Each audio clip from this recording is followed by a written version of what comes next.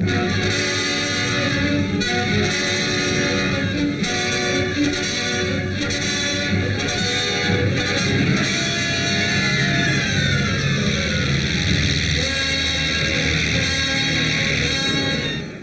the Philippines comes the story of the capture of the capital, Manila.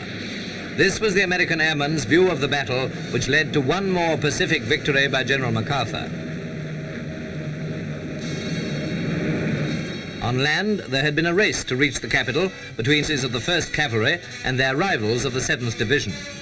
Taking rivers and streams in their stride, they drove on at high speed to liberate Manila. Men of the 37th Division, who had fought their way mile after mile towards the capital, are seen crossing a bridge in face of accurate Japanese shelling.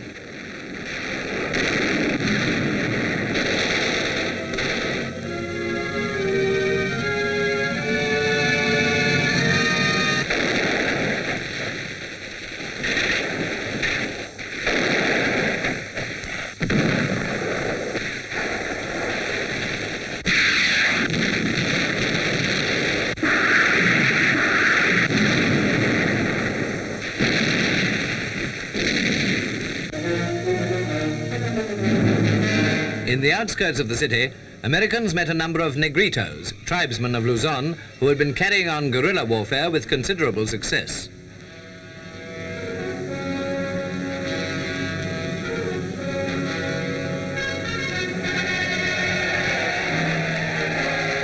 The arrival of the Americans was greeted very warmly, the first signs being the offer of refreshments by the local population. You'd think he'd say yes to a bottle of beer, but he passes it on to a comrade.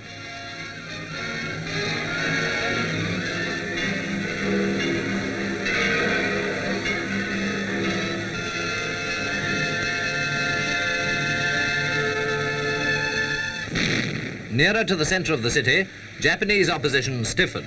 One of the first strongholds taken by the Americans was near the palace, where you could still read an incongruous notice about picking flowers. The Japs had done everything they could to prepare their kind of welcome. Warehouses had been filled with drums of petrol, and as the Americans approached, the enemy set large areas of the city on fire. A new fear now gripped the 1 million inhabitants of Manila, for water to deal with the fires was very scarce indeed.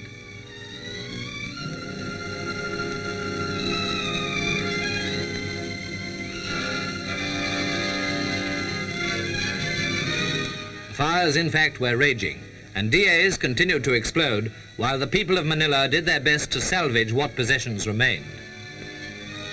The Japs were doing no more than fighting a delaying action, but life in Manila was extremely unpleasant while it lasted.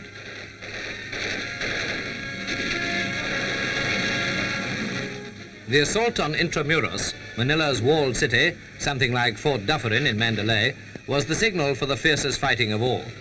With fires burning everywhere, with Jap snipers still at work, the American infantrymen fought a blistering battle before Manila was completely in their hands.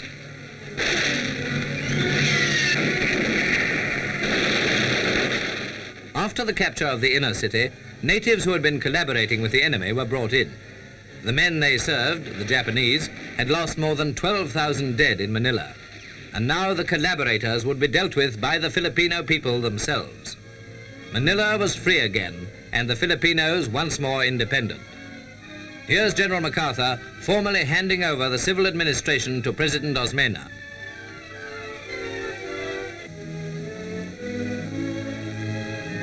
This was the climax of a long trail of hard and bloody fighting on the route to Japan itself.